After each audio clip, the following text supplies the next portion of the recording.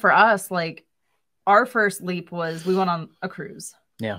And we're like, well, this is going to be a great vacation. Little did we know it was going to rock our world. I mean, even just sitting in the hot tub after dinner one night, we start chatting with this couple and they became good friends of ours. Yeah.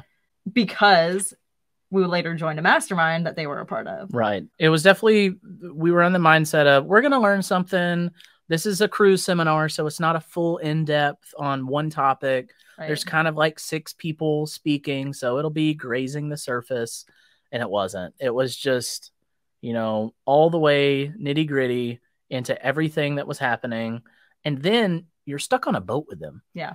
And so you wake up early in the morning. There's always someone at what they call that? Windjammer.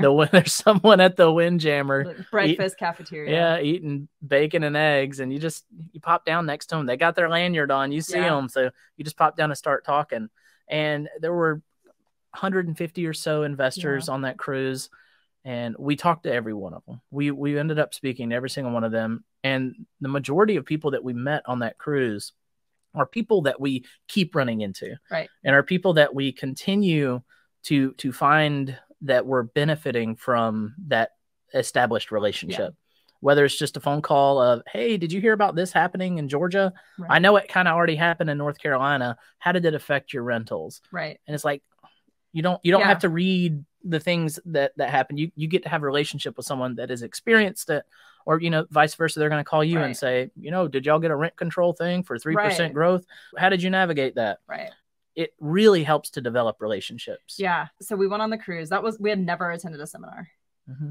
And I think seminars have this like connotation of like, you go to the seminar and then at the end, they're going to upsell you on the, it's a $500 class. So they're going to upsell you to the $2,000 class, which is going to upsell you to the $10,000, to the $30,000. And then next thing you know, you have no money to invest. Every seminar that we've ever recommended on this show and every seminar we've been to, you pay for it and you go and get the content. And you get more value than what it costs. And there's never an upsell for this, next level elite program or package. Right. Everyone that I know of, that we have promoted have been ones of people that we trust. They're mentors of ours that we fully buy into what they're doing because we see that it's successful for them. Not only that, but they kind of live the life that we're trying to live. Right. Try to follow the people that are doing the things that you're wanting to do. Yeah. Yeah. Well, and you can learn from their mistakes. Mm-hmm. I think that's the key. You can get to your goals faster if you can learn from somebody else's mistakes and mishaps. Yeah, absolutely. And, I think for us, we were so hesitant to spend the money because we were focused on saving a couple $1,000s.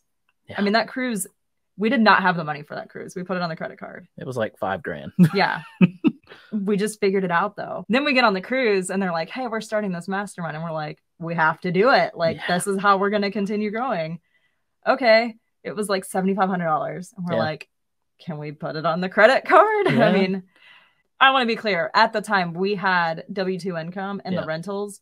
So we knew we had a plan to pay that card off. Let's be clear. We had like 3 or 4 rentals at that point. Yeah. And Tiffany still had her W-2 sugar mama job. So I say that lightheartedly. Yeah. but we knew we had a plan to get the card paid off. Yeah. It's not like we were just sitting here racking up $40,000-$50,000 on the card. Yeah. It is not the situation. With no exit plan. Yeah. There was. No, we definitely had a plan and we stuck to that plan. But we did not have the cash in the bank to do it. No. And in order to pay off that card, we did do the Ramsey beans and rice and beans. We cut back everything. Yeah. And we invested our money. And instead of investing our time into these projects, we would pay for people to work on our projects or do the things that we didn't have time to study for or do. And we put it into seminars. Yeah. And after the shift happened. It was after the shift. Before on the we were doing everything. That's dumb. It was ship shifting. Yes. But I would cook dinner and bring it to us. There was not really any eating out because fast food was too expensive. I love telling the story. I don't love that moment of my life because it was awful, but I love telling the story. I had a blow up mattress in that property, and I always had a box of Pop-Tarts, a loaf of bread, and like the jar of Goobers. Yeah. A jar of Goobers PB&J, and I'd make PB&Js and just put it on one piece and just fold it in half like a taco.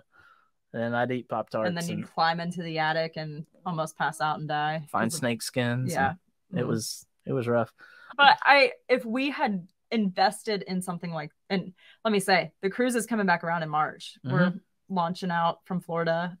We'll be on there. It's the Generations of Wealth cruise. Yep. If you search on Facebook, you'll find it, or there's the website. I think it's GOW Cruises. GOW Voyage, I think. Okay. Something like that. We'll link it in the show notes. You'll find it. So highly recommend it. We'll be there, and the hosts are great. We're looking forward to learning and networking. And, you know, I took a book on the first cruise thinking I was going to sit by the pool and read, and that is not at all what happened. No. It was not a relaxing, it was fun, but it was not like a sit by the pool relaxing vacation. If this turns out to be one of your first seminars you go to, don't bring a book. Yeah. Bring 2 empty notepads. Right. And be ready to fill them up. And ready to not sleep.